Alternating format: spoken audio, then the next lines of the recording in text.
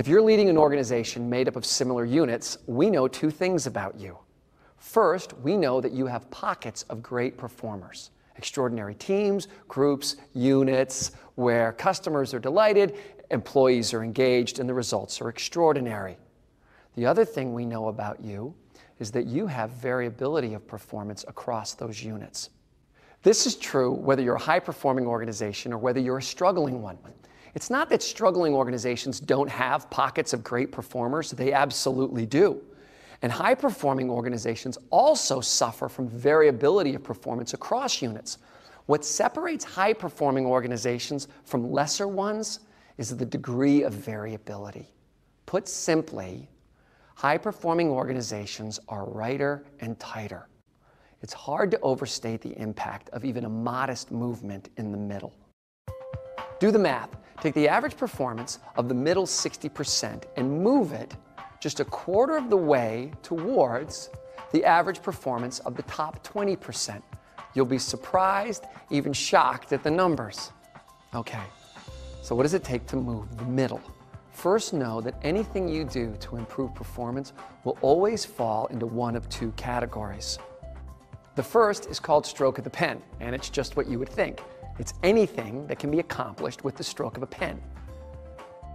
Change in the product mix, choice of location, or renovation, capital investment, change in marketing strategy, increase of staff, or compensation changes.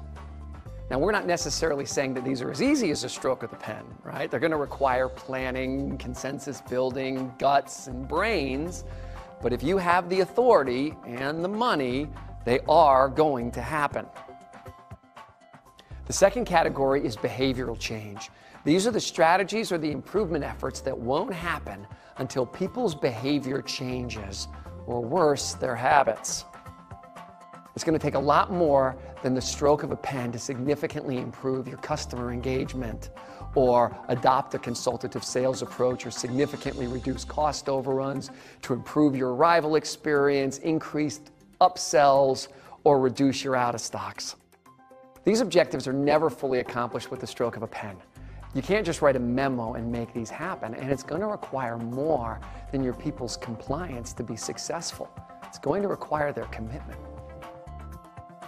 In a recent study, Bain & Company found that about 65% of initiatives required significant behavioral change on the part of employees, something that leaders failed to anticipate and plan for in advance. Think of the best-run operations that you've seen. How do they distinguish themselves? Is it their stroke of the pen moves, or is it the behavior of their people? Okay, the stroke of the pen strategies are easy enough to copy or buy, and over time they become commoditized. The key is the behavior, and you already know that these are very difficult to execute. In studying leadership challenges for over 20 years, we can tell you that the most difficult thing a leader will ever have to do is drive a strategy that requires a change in human behavior, and we don't think there's a close second. What makes this worse is that despite the fact that this is such an enormous leadership challenge, it's not recognized by most leaders. You don't hear leaders saying, "I wish I was better at driving these kind of changes." What you're more likely to hear is, "I wish I didn't have to deal with Mary, Kyle, and Sue." It's very easy, even logical, to assume that the people are the problem. And why not? It's the people who aren't doing the thing we want them to do. Who else are we going to blame? But think about this. Edwards Deming, the father of the quality movement, was famous for saying that any time the majority of people behave a particular way, the majority of the time, the people are not the problem. The problem's in the system, and the leader has to own that. A person, an individual, can be a legitimate problem, but as a leader, if you find yourself blaming the people, you're probably not dealing with the real issue. There's one overwhelming reason why driving behavioral change is so difficult. Within every organization, there's a clash or a rub between two forces. The one we call the whirlwind or the day job. This is all of the work, energy, and attention necessary to keep the organization running. This keeps the doors open. This maintains the operation. It's what people often refer to as the real work. The other force is the behavioral goals necessary for moving the organization forward. Now, these two things are not the same. They're both absolutely necessary, and they do not get along. Ask yourself this: would the people in our organization still be busy even if we didn't have any new goals for moving the organization forward? Think about the priorities, the initiatives, the strategies that you've seen die. What killed them? We see in the vast majority of the cases, it's not incompetence and it's not defiance. They are choked or starved by the whirlwind, by the urgency of the day-to-day.